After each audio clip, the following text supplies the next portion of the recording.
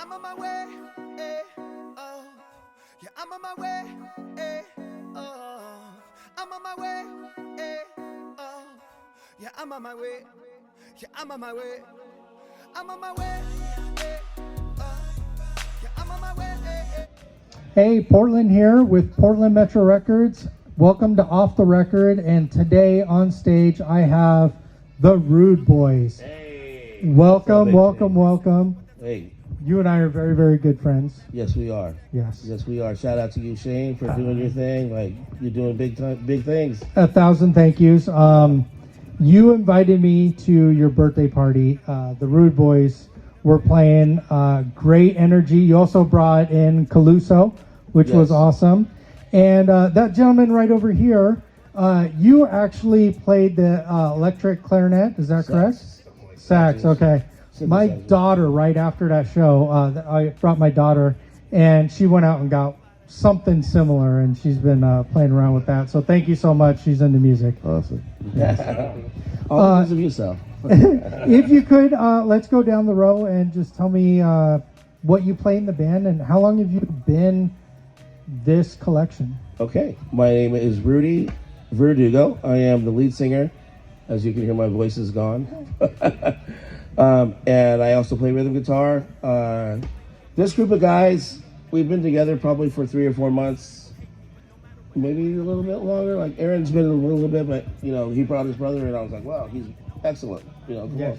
So, but Sal, I've been playing with for about since 2014, maybe. Yeah, off and on. Something like that. And then Debosh has been Debosh, like the boss, but he's Debosh. Actually, he's Drummer Boy D. Like, open up your zipper there, buddy. Check out this shirt. Drummer Boy D. Yeah, okay. He's our djembe player. But yes, that's me, and that's how long we've been together. We're just getting going. I'm excited for these guys because we have big things going on. Definitely. Yeah, I heard an album maybe in the mix coming out. We're starting an album. Yes, definitely. We're in the beginning stages of that, but it is coming for sure. Love the beginning stages. And you, sir? My name's Aaron. I play drums for the group. I've known Rudy for about 4 to 5 months, and it's been a great time playing together. I got my brother involved shortly after. Yeah, I'm Josh McAllister, and I play bass guitar, and yeah, it's been a hell of a time. I'm excited to see, you know, the venues that we can take down and just the energy that we can put out, and I love watching people dance, so it's definitely why I chose that instrument, and yeah, it's been great. Nice. I'm Sal Norman. As we were just discussing, I play a wind synth, which is basically like a wind keyboard. So the sounds are whatever I select. Very cool. Oh, so I'm Devashish. They call me Drummer Boy D. I play djembe in this band. I'm doing music for a long time, but I'm from different country, so I had a different style of music. But right now, yeah, I'm doing it with reggae and rocks and all that stuff. Yeah. Nice. And you guys actually just played the Ship Tavern. Is that? We did for New Year's Eve. Yes. New Year's Eve. Yeah, awesome. It was a great time. It was packed. They're a dancing crowd. It was fun. We threw in a couple of new songs that we learned because we knew they were going to want to dance. So, yeah, it was a great time. It was a great time. Nice. Other than my voice going out. I did hear about that, and from what I understood, the crowd kind of helped you through that. They did. We had great crowd participation. They knew all the songs, so they were singing it anyways. So I just egged them on. I said, "Come on, guys!" And they were having a blast. Turn off the mic and lip sync. Exactly. Right. One thing that has happened, we do have a sponsor for our TV show, Integrity Brewing, and this is Thick Mint, and I would love if you guys don't mind to give this a try here. All right. Cheers to the new year. Yes, cheers to everything. And thank you, Integrity Brewing. Yes, thank you, Integrity.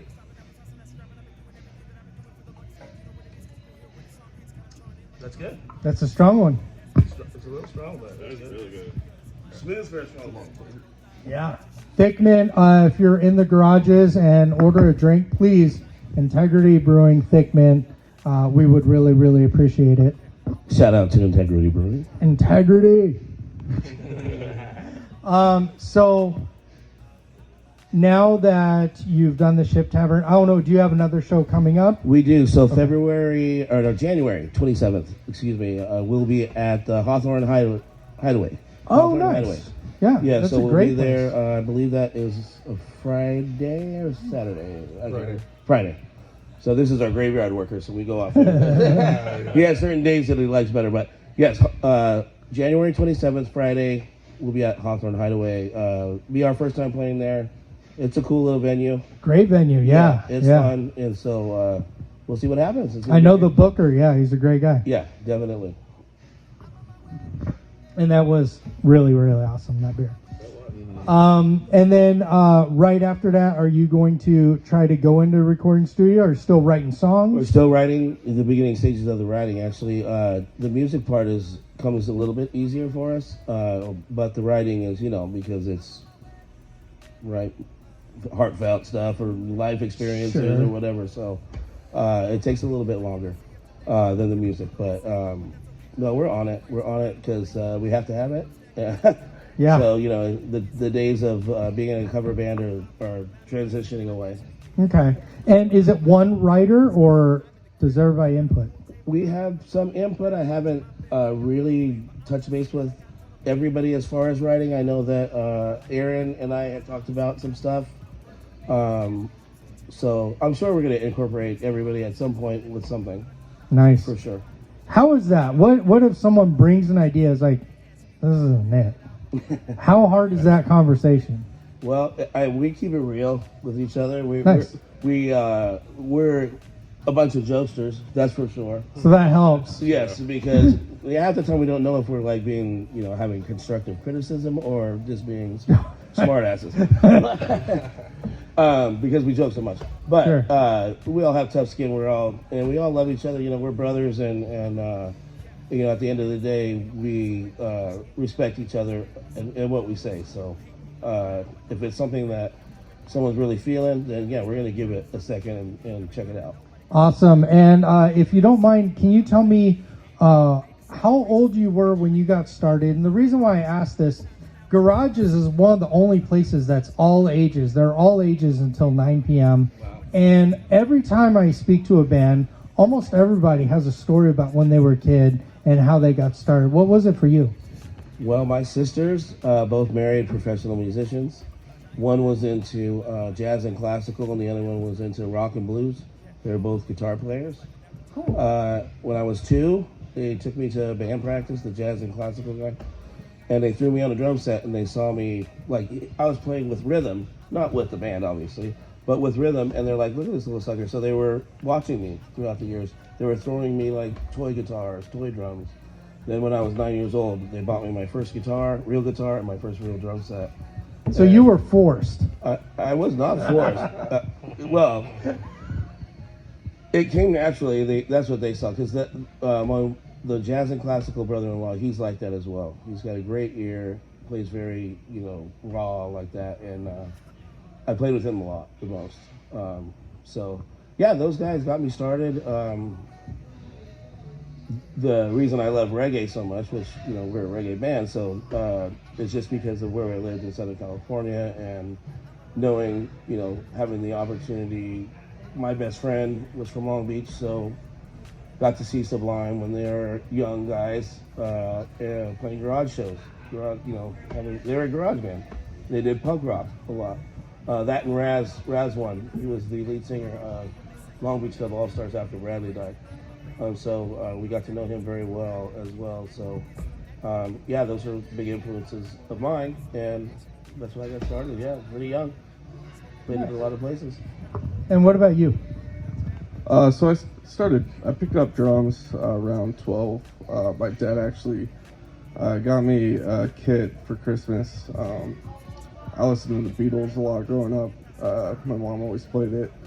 I had baseball coaches that used to tour and stuff, so they were big influences for me. I got in the band when I got in high school, did the whole band, marching. I did snare drum, bass drum, all that fun stuff. So I like, being in those type of environments and whatnot. Also growing up, listening to a lot of Bob Marley, especially. Nice. A lot of my friends into Slightly Stupid and Sublime with Rome and whatnot. So yeah, those are some of the biggest influences. I've been playing drums for about maybe 13 years now, so I play a little bit of piano, I produce music, got a couple other projects on the side, so Nice. You're heavy into it. yeah. Awesome. And Josh, what about you? Oh, Aaron is also a DJ. Yeah, he's Oh, a nice. DJ. Okay. He's a great producer as well. So in like the EDM style. Love EDM. Yeah, yeah. Yeah, so I mean, we both grew up together, and I mean, I think we trashed a drum set, little kids one, at 6 or 7 years old. It was technically for him, and I pretty much just took it over and told him to grab a pillow or something and sing while I destroyed the thing. Hooked from there. But yeah, we always had a piano in the house. My mom homeschooled us for quite some time, and we took like piano lessons for a little while. But I'd say the first time that I was really influenced to be in like a band style and to like learn the love of music was I had a cousin who came up here after a big breakup, and he was wanting to go to festivals and see what the Oregon lifestyle was like, hang out with hippies for a while. So Love it. He brought his acoustic guitar. He was jamming on some open mics around Portland and stuff while he was here, and there's 2 guitars in the house, and I told him, I'm like, bro, I'm left-handed, like those are right-handed guitars. He's like, well, you better just switch it up, man, just figure it out. So yeah, that he was a really big influence of mine. My cousin Patrick, shout out to him. And so yeah, some of the biggest influences for me were definitely the Beatles. I mean, Paul McCartney was an amazing bass player. And then yeah, a lot of the same bands as this guy. Pepper is a really good one too that we really think is a good, like, they have like comedy in their style of writing, and I think that's really fun, and I'm sure that could be like exciting to play for a crowd and whatnot. So maybe we'll try and pull some of those out at some point to cover. Agreed. We'll see what Rudy says. Well, let's see. I've been around musicians my whole life. My father was a sax player. My grandfather was a bass player. My oldest brother was a drummer. So my earliest memories were a house with people coming over playing instruments. I started playing when I was about 9. Started out with clarinet. And then when I got about 13, I was playing sax. And then we started trying to like electrify it back then, a long time ago. There was a lot of stuff going on, Hendrix and all this other stuff going on at the time. So my influences were probably a lot of jazz stuff. Some of my favorites when I was like coming up were like, Miles Davis, Coltrane, Chick Corea, Stanley Clarke, all that type of stuff. And I got my first wind synth, I guess, digital horn in '93. Oh, wow. Yeah, so, and then I used to travel a lot back in the 90s, and so it was convenient for me to have an instrument that I could play in hotel rooms and not make a lot of noise. So that's when I started doing that, and I just never went back, really. Very cool. So, I born and brought up in Kolkata. This is like a huge metropolitan in India. And we are called as a Bengali because we speak Bengali, and most of them grew up with the music somehow.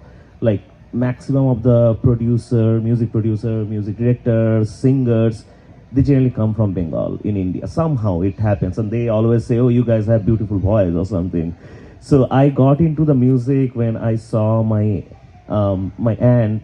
She was like singing in the Indian radio, and my dad had a beautiful voice. So from very beginning of my school days, I was into music. And on the college days, I used to perform the rock songs in Bengali language. So I used to perform there in the office also when I joined in India. But I moved here and I didn't get like a lot of chance to go into the music because it's a different culture, different environment. And on California, someone told me, why don't you start music again? So I started doing karaoke, and they used to hire me for the private event for the karaoke. And then I moved here in Oregon, and I met with Rudy, and he was a DJ, and I used to do karaoke over there in the bars or something for fun, for Friday, Saturday. And then we started something. Why don't we start something like go into the music, because music doesn't have any language. So yeah, that's how I all started here. Nice. I will say I'm from South Florida.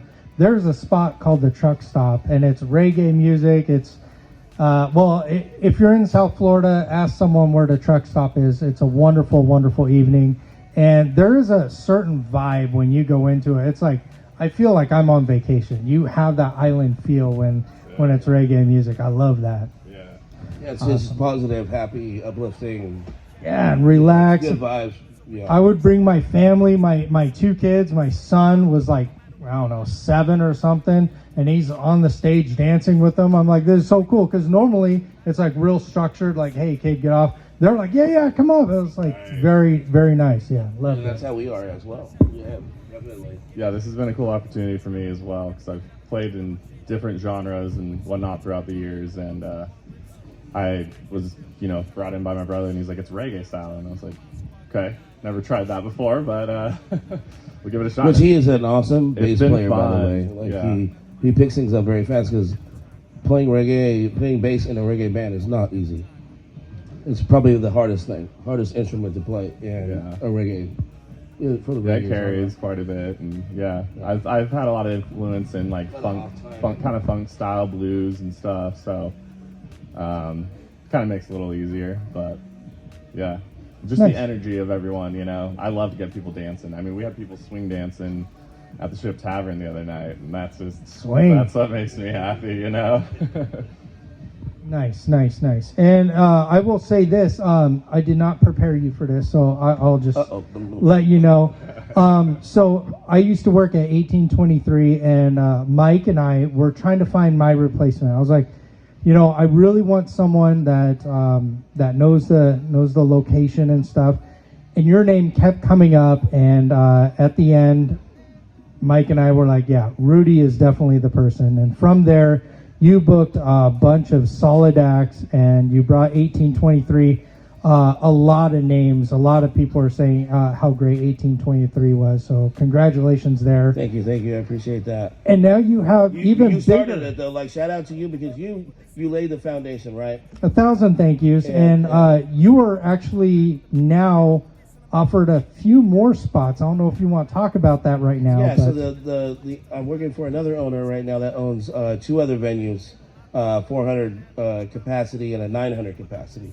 So there could be huge shows there. Big. Which will be huge shows there, because it's huge. But so he ended up buying the Mystery Bar, which will be something different, named different. Sure. But so that will be reopening after renovation in about March. Yeah. But so there's 3 venues that I'll be booking for now. So promoters, come hit me up. Congrats. Yeah, thank you. Yeah, no, it's fun. He's a great guy, the new owner, and well respected. So Nice. It's gonna be. I'm looking forward to it. So you're basically taking on 3 other assignments. Correct. Wow, that's a lot of work. It is actually, but I don't have to do sound. I don't have to do everything I was doing at 1823. This new owner's legit. He's got a guy for everything. Oh, cool. So basically, I'm event manager, is what he's calling me, and he's like, you just book and do your thing. That makes it so much easier. Very much 'Cause, easier, yeah, yes. when you're running sound and they're like, we need you. Right. What do and you I'm do? bringing my own equipment and all that stuff. Yeah. It gets tough. It's like I'm doing a gig every night, and it's not even for me. Awesome. But anyways, it's great.